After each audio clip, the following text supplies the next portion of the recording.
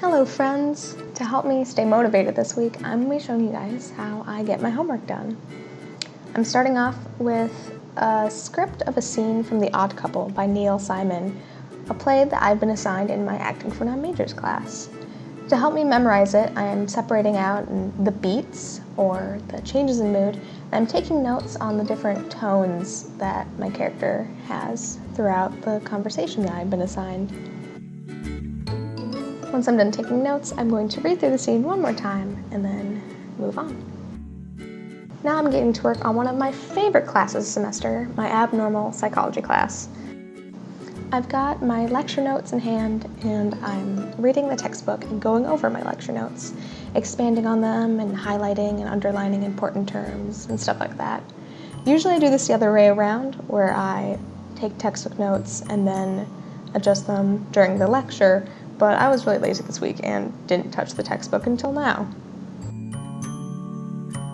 I'm taking my new notes in pen and highlighter so I can differentiate them from the existing notes.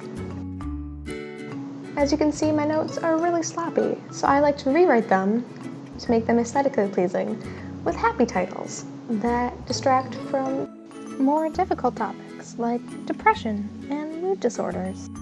I've underlined important points to remember, and I like to compare and contrast like terms by placing them side by side. Whenever anything has multiple factors or different theories, as everything usually does in psychology, I like to box off the different components. Organizing my notes this way helps me organize the information a little better in my mind, and it looks pretty. I'm going to gather up all the notes I've rewritten today and move on to my next assignment. Here I'm pulling out my laptop and getting to work on a presentation for my Spanish for Health Professions class.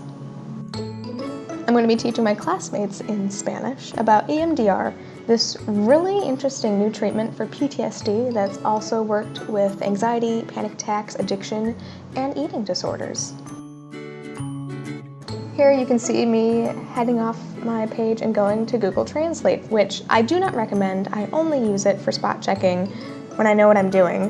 But when I don't know what I'm doing, I prefer to use a verb dictionary, like the one that I'm pulling up here. EMDR is still a very new treatment that no one is really sure how it does what it does. Essentially, it imitates the recuperative properties of REM sleep through eye movement exercises, and it's still under debate whether or not it's effective, but I find it fascinating, so I'll leave more information in the description below.